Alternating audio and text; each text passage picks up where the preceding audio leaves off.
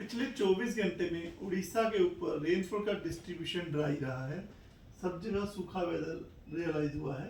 लेकिन फोग में अगर बात करें तो नयागढ़ में 40 मीटर विजिबिलिटी, जो सबसे कम विजिबिलिटी उड़ीसा में दर्ज की गई, नयागढ़ में ऑब्जर्व की गई है। उसके अलावा डेंस फोग जो ऑब्जर्व हुआ है अनुगुल, भुवनेश्वर, गोपालपुर, ढेंकनाल, खुर्दा, केंद्रपाड़ा, कटक और जगतसिंहपुर जो स्टेशन है वहाँ ऑब्जर्व किए गए हैं। उसके अलावा मॉडरेट फोग पारादीप और थलचर में ऑब्जर्व की गई है और पुरी में शैलो फोग ऑब्जर्व की गई है। अगर हम बात करें मिनिमम तापमान की, तो मिनिमम तापमान में लोएस्ट मिनिमम गया है राउरकेला का 8.2 डिग्री सेल्सियस। जय उदयगिरी जो कि एक एएमएफयू स्टेशन है उसका 8.6 डिग्री सेल्सियस। भुवनेश्वर में मिनिमम 17.9 डिग्री सेल्सियस और कटक में 18 डिग्री सेल्सियस मिनिमम तापमान दर्ज किया गया है।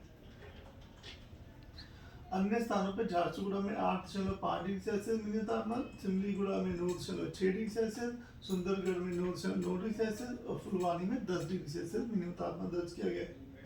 अगर हम देखें 24 आवर चेंज की, तो केंद्रपाड़ा में -1.6 डिग्री सेल्सियस का चेंज देखा गया है। हीराकुद में -1.4 डिग्री सेल्सियस का, बालासोर में +1.5 डिग्री सेल्सियस, कटक और भवानीपटना में 1 डिग्री सेल्सियस का चेंज देखा गया। भुवनेश्वर में भी कल के मुकाबले 0.7 डिग्री सेल्सियस कम रहा है तापमान, कटक में 1 डिग्री सेल्सियस ज़्यादा रहा है तापमान। अगर हम डिपार्चर की बात करें तो झारसुगुड़ा में डिपार्चर -4.4 डिग्री सेल्सियस का दर्ज किया गया है। बोलांगीर में 3.1 डिग्री सेल्सियस का, तितलागढ़ में 2.7 डिग्री सेल्सियस का डिपार्चर देखा गया।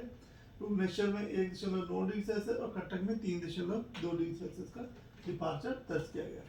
फिलहाल उड़ीसा के ऊपर कोई भी सिग्निफिकेंट वेदर सिस्टम नहीं है, लेकिन एंटी साइक्लोनिक की वजह से, मतलब कि साइक्लोनिक सर्कुलेशन की वजह से जो ओशन का जो मॉइस्चर है वो इंकर्शन हो रही है कोस्टल डिस्ट्रिक्ट में, इस वजह से फोग का जो है प्रभाव बना रहेगा। तो उसमें अगले 3 दिन तक की बात करें तो डे 1 में यानी कि 29 तारीख की सुबह में नॉर्थ कोस्टल उड़ीसा में जो डिस्ट्रिक्ट आते हैं उसका खुर्दा, अनुगुल, ढेंकनाल, नयागढ़, गंजम, क्योंझर, इन डिस्ट्रिक्ट में कुछ कुछ स्थानों पे शैलो टू मॉडरेट फॉग होने की संभावना है। और पुरी, गजपति, मयूरभंज, सुंदरगढ़, कलाहांडी, कंधमाल इन डिस्ट्रिक्ट में 1-2 स्थानों पे शैलो टू मॉडरेट फॉग होने की संभावना है। 30 तारीख की सुबह में गंजम, मयूरभंज, बालासोर, भद्रक, जाजपुर में कुछ कुछ स्थानों पे और अनुगुल, ढेंकनाल, गजपति, सुंदरगढ़, क्योंझर, जगतसिंहपुर, केंद्रपाड़ा, खुर्दा, कटक में 1-2 स्थानों पे शैलो टू मॉडरेट फॉग होने की संभावना है। इसी प्रकार डे 3 यानी 31 तारीख की सुबह में शैलो टू मॉडरेट फॉग 1-2 स्थानों पे जहाँ आएगी उसमें डिस्ट्रिक्ट शामिल है गजपति, गंजम, जगतसिंहपुर, नयागढ़, कटक, खुर्दा और केंद्रपाड़ा। अगले 7 दिन तक यानी 3 फरवरी तक वेदर ड्राई रहने की संभावना है। डे 1 में जहाँ पे येलो वार्निंग दी गई है आइसोलेटेड प्लेस पे डेंस फॉग होने की संभावना, जहाँ उसमें हमारा नॉर्थ कोस्ट उड़ीसा, नयागढ़, खुर्दा, गंजम, अनुगुल, ढेंकनाल ये सब डिस्ट्रिक्ट शामिल है। यहाँ पे आइसोलेटेड प्लेसेस पे डेंस फॉग की संभावना है 29 तारीख की सुबह में। इसी बार डे 2 में 30 तारीख की सुबह में मयूरभंज, बालासोर, भद्रक, जाजपुर और गंजम डिस्ट्रिक्ट में आइसोलेटेड प्लेस पे डेंस फॉग होने की संभावना है। डे 3 टू डे 5 में कोई भी वार्निंग नहीं है।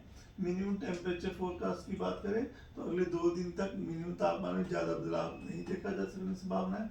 उसके बाद सब्सिक्वेंट 3 दिन में 2 से 4 डिग्री सेल्सियस मिनिमम तापमान में बढ़ोतरी दर्ज होने की संभावना दिख रही है।